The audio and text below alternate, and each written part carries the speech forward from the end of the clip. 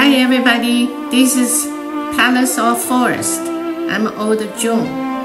Today we are talking about an interesting country, Turkey. 1,000 years sign.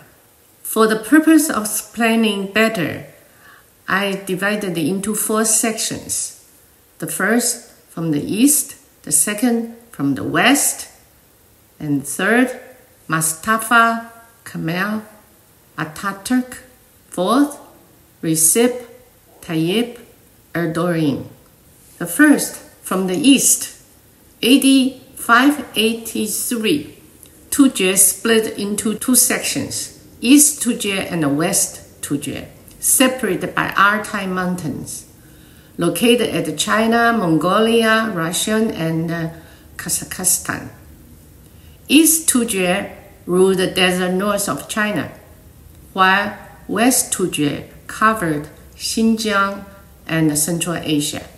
AD 626, Li Shiming of Tang Dynasty just recently secured his throne after the purge of his brothers, so-called Xuanwumen coup. He did not even warm up his throne yet. East Tujue's troops showed up. He met them at the side of the river Wei, outside of Chang'an, the capital. The exact terms of this encounter are unknown, but it resulted in East Tujue retreated. Li Shiming might have agreed to give up some land or gold. 4 years later, he appointed one of his best general, Li Jin, as commander-in-chief, attacked East Tujue and conquered East Tujue. About 20-30 years later, his son, Li Zhi, in AD 658, conquered West Tujue by his general Su Dingfang. Tujue disappeared from Chinese history. Subsequently, Tujue migrated westward, ultimately reaching Turkey through Kazakhstan, Uzbekistan, Turkmenistan, Tajikistan, Kyrgyzstan, Azerbaijan. Later, Tujue embraced Sunni Islam.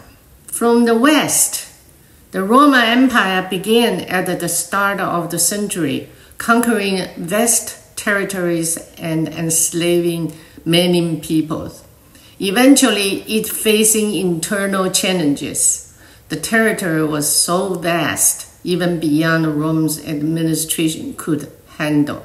AD 330, Emperor Constantine the Great moved to Constantinople, making the beginning of a Byzantine, East Roman Empire. So the empire was then governed separately by East and West Rome.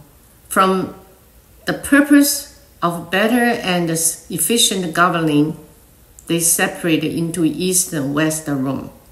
The fall of the West Rome Empire occurred in AD 476 as invaders overran the capital. Then there is a group, Ottoman Empire, originating in AD 1299 as tribe in Anatolia, rapidly expanded. Their leader was called Sudan. After 100 years, it grew very rapidly and strongly, conquering many lands and countries. By AD 1453, Constantinople fell into Ottomans, making the end of the 1,000 years of Byzantine rule. Constantinople was renamed Istanbul. Later, Ottoman Empire continued to expand, encompassing territories such as Syria, Lebanon, Jordan, Palestine, Egypt, Arabian Peninsula. Later on, added Greek, Bulgaria, Romania, Macedonia, plus North Africa. Boy, a huge empire.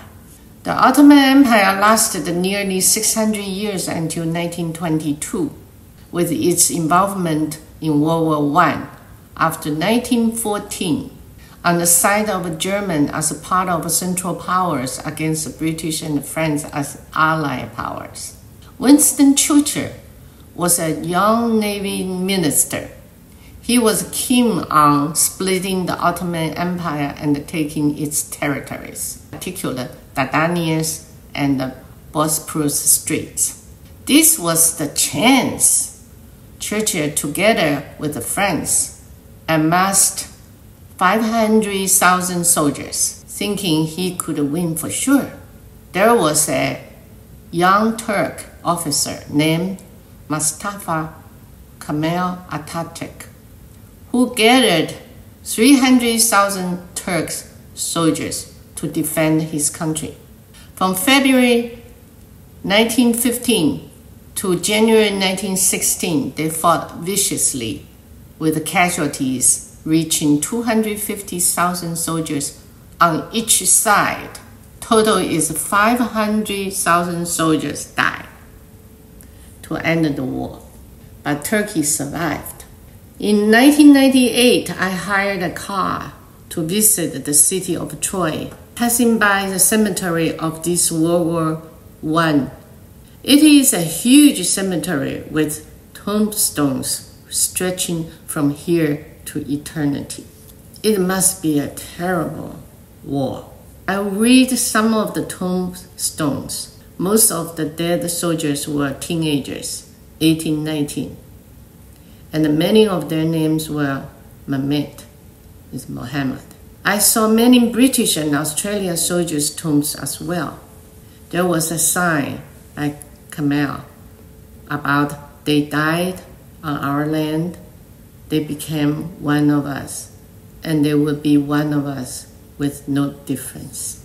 It's very sad. Number 3, we talk about Mustafa Kemal Atatürk. He won the war against the British and France, avoiding being divided, but his job had just begun.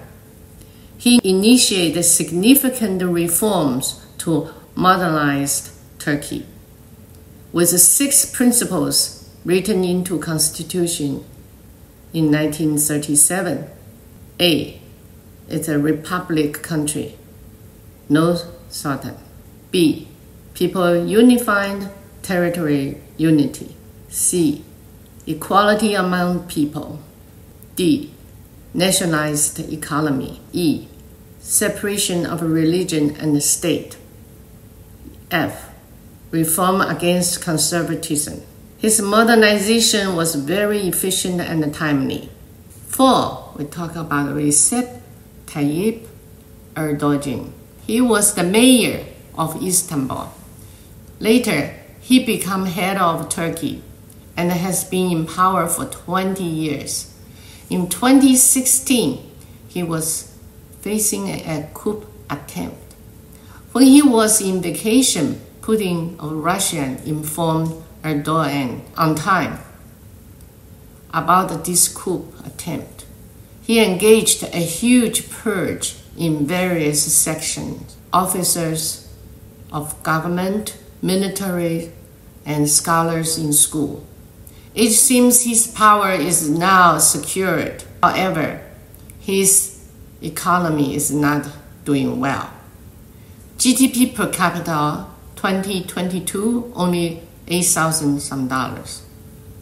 With an estimation 2023 $13,000, which seems like an exaggerated figure. And inflation in 2023 was 64.8%. Huge. How do the common people can live? Rumors suggest Erdogan family members are corrupted. Turkey has applied to be a member of the EU, European Union, for 10 years. Faces obstacles. Turkey is a member of NATO, NATO, due to its geographic position. Erdogan is similar to Modi of India. They are smart and knowing very well to gain their most profit for their countries through their political status. But without the effort of government and the people, without working hard from the top to the bottom. Mere geographic and political advantage are insufficient to ensure a good quality of life for the people. Turkey boasts 21 World Heritage Sites. In Istanbul, every inch of the land is history. They have a massive underground pool to save water enough for 2 years, because in history, almost every 40 years, a huge war happened. If they have enough water, they can resist the attack. The wall in Istanbul is gigantic and thick. Bazaar in Istanbul has about more than 4,000 stores. Istanbul is a rich, extravagant, extraordinary city. I wish it endures forever. That's all. How do you like it? We'll see you next time.